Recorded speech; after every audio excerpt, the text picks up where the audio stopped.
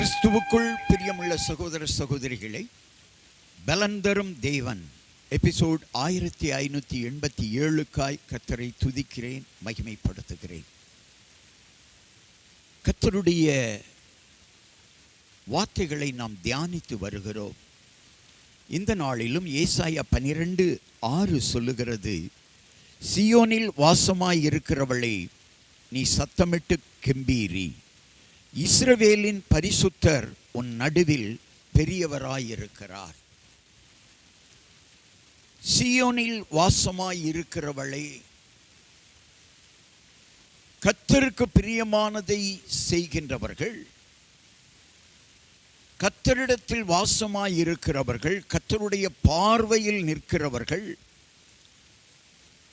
சத்தமிட்டு கம்பீரிக்க வேண்டும். ஏனென்றால் பரிசுத்தர் அவர்கள் நடுவில் பெரியவராய் இருக்கிறார். பரிசுத்தர் யார் நடுவில் இருக்கிறார்களோ அவர்களுக்கு மகிழ்ச்சி. சிலர் பரிசுத்தர் நடுவில் இருப்பதை போல காட்டிக்கொண்டு நடித்து கொண்டிருப்பார்கள். கிறிஸ்தவ வாழ்க்கையில நடிப்பெல்லாம் ஒரு நாள் எடுபட்டு போய்விடும். ஹல்லேலூயா, ஹல்லேலூயா. உண்மையாய் தாழ்மையாய் இருக்க வேண்டும். ஆண்டவரிடத்தில் தாழ்மையாய் இருக்க வேண்டும். எனக்கு ஒரு ஊழியத்தை தெரியும். அந்த ஊழிய குடும்பத்திலே ஒரு மகள். அந்த ஊழியம் கெடுவதற்கே அவள்தான் காரணமாய் இருந்தாள்.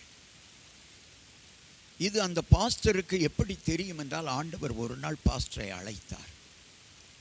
உனக்கு பிறகு இந்த ஊழியத்தை கெடுப்பதற்கு உன்னுடைய குடும்பத்திற்குள்ளேயே ஒரு மகள் வந்திருக்கிறாள் என்று சொல்லி பாஸ்டரோடு ஆண்டவர் பேசினார்.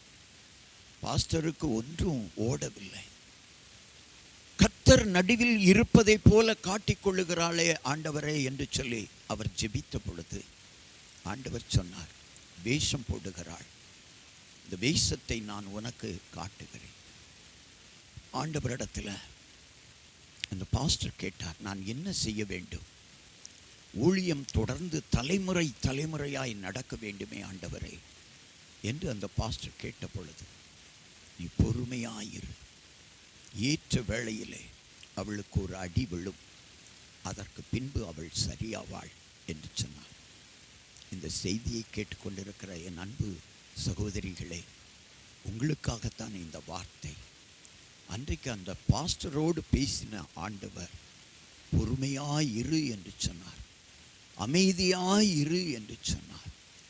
கர்த்தர் நடுவில் இருப்பதை போல காட்டிக் கொள்ளுகிறவர்களுக்கு அல்ல, கர்த்தர் நடுவில் இருக்கிறார் என்பதை உணர்ந்து ஊழியம் செய்கிற வாழுகிறவர்களுக்குத்தான் கர்த்தர் பெரியவராயிருப்பார்.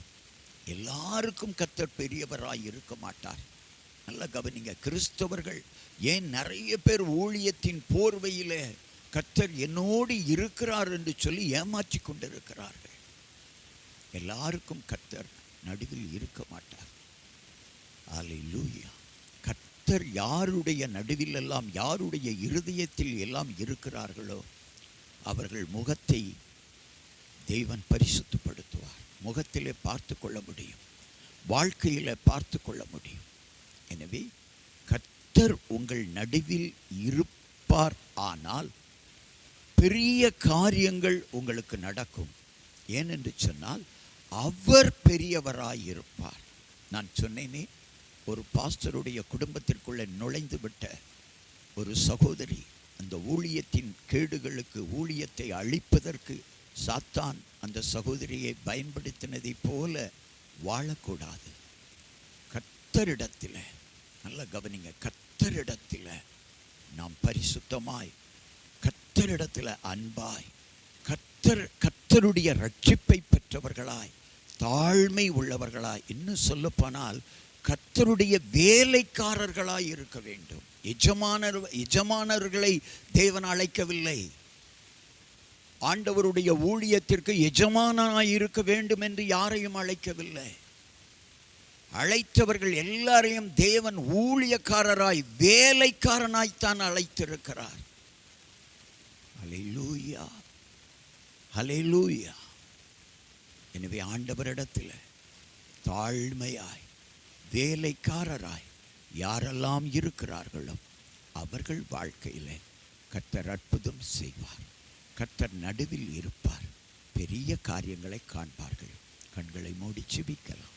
எங்களை நேசிக்கிற நல்ல தகப்பனே, தேவன் தந்த ஊழியம் எதிர்காலத்தில் அழிந்து போய்விடாதபடி நான் பெரியவளாய் இருப்பேன், நான் தான் ஹல்லேலூயா எல்லாவற்றிற்கும் முதன்மையானவளாய் இருப்பேன் என்று எண்ணாதபடி, சீயோன் குமாரத்தியே ஹல்லேலூயா, கர்த்தர் உன் நடுவில் இருக்க வேண்டுமானால் நீ வேலைக்காரியாகத்தான் வர வேண்டும்.